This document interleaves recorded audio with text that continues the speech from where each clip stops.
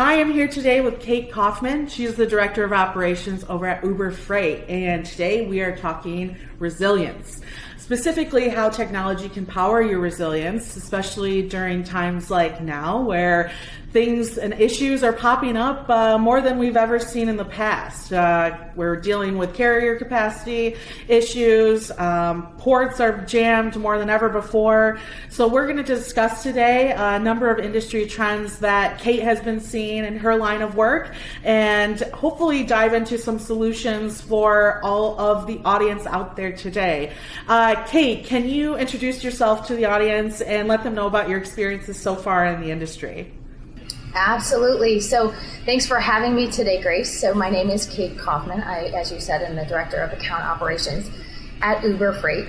My experiences, so I've been in the transportation industry the better part of 15 years. I am, for those of you familiar with the transportation industry, I've been on the carrier side and I've been on the shipper side. So I've had the good fortune of being able to operate on both sides of the industry and see the problems and see the challenges that both of our, I'd say, entities and both of our partners have had in the industry. So I have been able to see the evolution of the technologies in the industry, as well as the lack of evolution of the technology in the industry. And, you know, I have an incredible passion for, I would say, leading the change or wanting to lead change and drive change to continue to better the industry. And I'm super excited about what we're doing here at Uber Freight. Awesome. Your experience is going to help us a lot, especially with this conversation. So I'm excited for the audience to really learn from you. Can you dive into some of these trends that you're seeing in regards to technology and optimization and how your company and others like it are working to make a real change? Yeah. So I think I'll start with, some of the biggest trends I've seen like in the past year. And so the biggest trends I've seen is really what I call like integration within platforms. And what I'd like to say to the audience is if you haven't embraced an API by now, so if you haven't embraced an API, you need to embrace an API. So if you haven't looked into that technology and you haven't started integrating with an API in one of your platforms, and Uber Freight actually has a wonderful API, so just letting you know there, but there's a lot of great technologies out there. But what we're seeing is a lot more companies embracing this integration with technologies in their platforms to achieve optimization, because the key to achieving system-wide optimization is through integration and direct integration. So the first steps in optimizing is really to optimize your network, right? So the first thing you want to do is optimize your network. And that I think companies have been doing for many years, right? They're getting in there, they're optimizing their network, they're using algorithms, they've got sophisticated pricing teams, they've bought really great technology off the shelf and really great TMS systems, and there's really powerful engines out there, and that's awesome, that's fantastic. But you can only do so much to optimize your own network, right? You've only got so much freight to optimize, and at some point, you run out of options, right? You can only optimize your own freight so much. And so step 2 in true optimization is actually optimizing across multiple networks. And that's where Uber Freight comes in and other technology kind of providers. And that in order to optimize across networks, one, you need to build partnerships with other networks, right? So building partnerships across networks requires you to engage with a partner that's going to allow you to engage with other networks. And then 2, you actually need to engage with a partner that has the technology that allows you to connect with other networks. So at Uber Freight, we have done that, in that we have the technology, and we put the technology in place that will allow companies to optimize across networks. And we bring transportation networks together. We use our technology to actually look at those networks, to actually join networks together, and we bring carriers in so that we can optimize the transportation networks across different shippers. So it's a really cool thing. So like I said, optimization within your network is only going to take you so far. You really need to lead your network. You really need to embrace additional technologies, you really need to go outside. You really need to establish partnerships external to your network if you truly want to achieve true optimization. And what we've seen and what I have seen is, especially in the times of COVID, right? So in the past, it's been a natural disaster. It's been a storm. It's been the weather. It's been something like that, right? And we all watch the freight curves. We watch things go up and down. We watch prices rise. We watch prices fall, and we always, we ride the cycles, right, of the markets. And in this past year, it's been COVID, right? And the difference of COVID compared to everything else was not that it was volatile, but it was just the duration, right? So COVID was another kind of spike in volatility or an exercise in volatility of the market. And it was simply a very long exercise in volatility of the market. And the companies that did well or are doing well in COVID were the companies that have truly embraced the integration within the platforms, the companies that were able to optimize not only within their network but across their networks, and the companies that were able to use the partnerships, right, that they have established to, again, leverage technology. So the trends that I'm seeing, again, are integration in platforms. The integration is with third parties. The integration allows you to extend your reach across transportation networks. That allows you to better optimize your transportation system. Optimization leads to lower cost. It leads to better resiliency. You're absolutely right. Being in this industry for almost 10 years now, when I first started, it was, especially when you look at brokerages, right? It was like, here are my carriers and they're my carriers, and I don't want anyone else to be able to access that info. For me, that's my main source of service, really. And there's this wave going on right now where people have just thrown that aside, and they're like, you know what? No, because when we do that, when we silo these carriers, they're not able to make better decisions for their business. They end up, leading to more deadhead to find a different load, which at the end of the day, this is all about sustainability of this trucking environment. You don't want to get these carriers into these silos where they're not able to optimize, their trucks, because at the end of the day, that's going to lead to less profit, less revenue for them, which means that their trucks aren't going to be as well kept, that they're going to be getting to our customers and just seeing the worst equipment, which at the end of the day comes back to our service levels, right? So there's just wave of technology that's about sharing that info, that everyone is starting to get on the same page and is saying, you know what? There are different ways that I can differentiate myself as a brokerage or as the transportation provider. I don't need to keep my cards hidden in order to achieve that excellence. And actually sharing it is allowing us to achieve better excellence, and still continue to build revenue at the end of the day. So I completely agree. And I love it, because it's almost just like sharing is caring, right? Let's all share this together. Let's use the truck when we need to, because when we silo that, the rates just rise, and then our end consumer pays more, which is us, at the end of the day. So it does come full circle. And that's why I love supply chain so much, because it does affect the economy in such a strong way. Can you dive a little? Yeah. And I don't mean to cut you off, but it does. No, and what you said really struck a chord with me. It resonates, because it is all about sharing, right? And it is all about giving. And the transportation community, we are such a tight-knit community. We are actually a really small community. The transportation, experts in our transportation group, a lot of us know each other very well, right? A lot of us have been in this line of work for quite a long time. And we do know, that we depend on each other. Our carriers, the carriers that we've worked with these carriers for many, many years. We know the challenges that our carriers face, and it is about sharing our carrier base.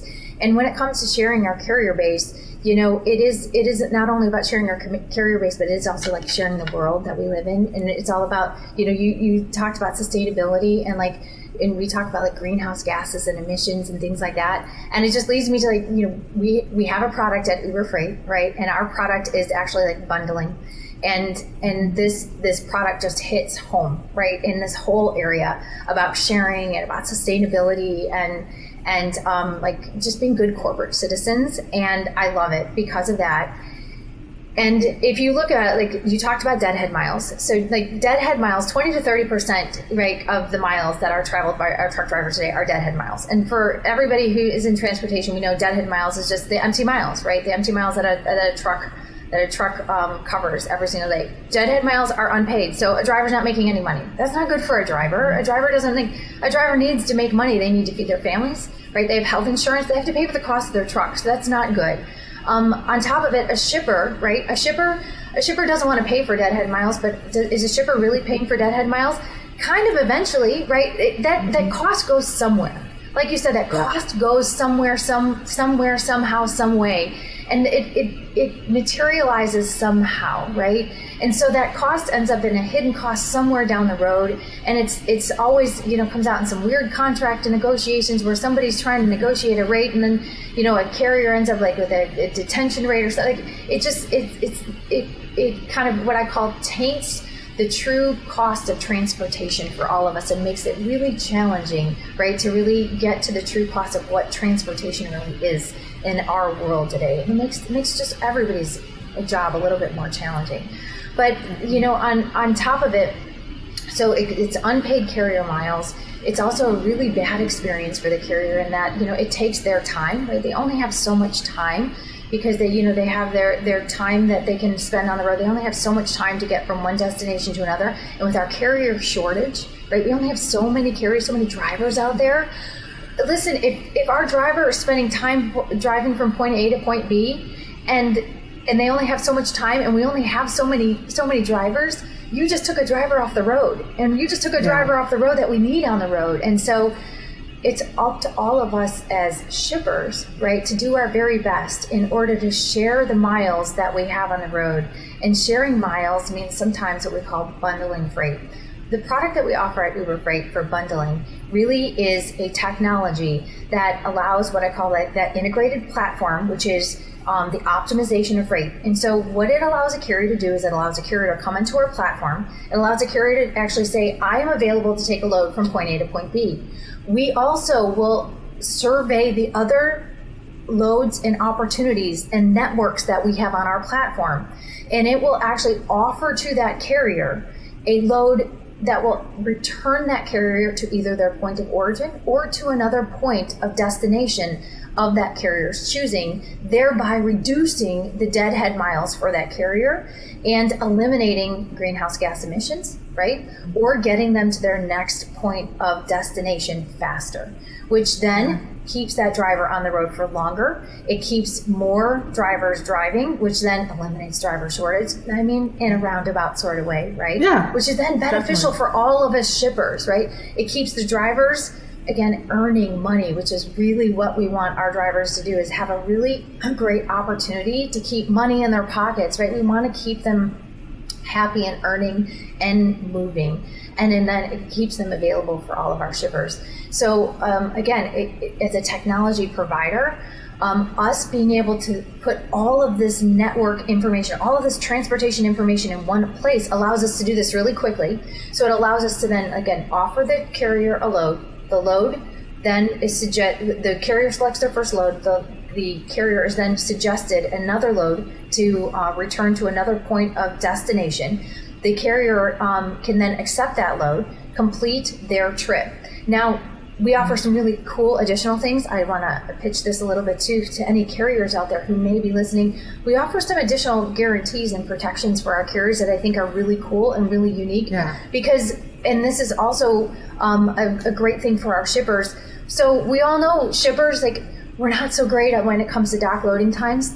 We're not so great too when we get a little bit of gridlock going on in our yards, which we all know it happens. It happens all the time. It's not necessarily things we can control. Like, things happen. And we just have to be, again, resilient. What's really cool about some of the Uber technologies is we can detect when things are going on within your yards or within your networks, and we can detect when loads and when our carriers are running into challenges with their loads, especially when it's on a bundle.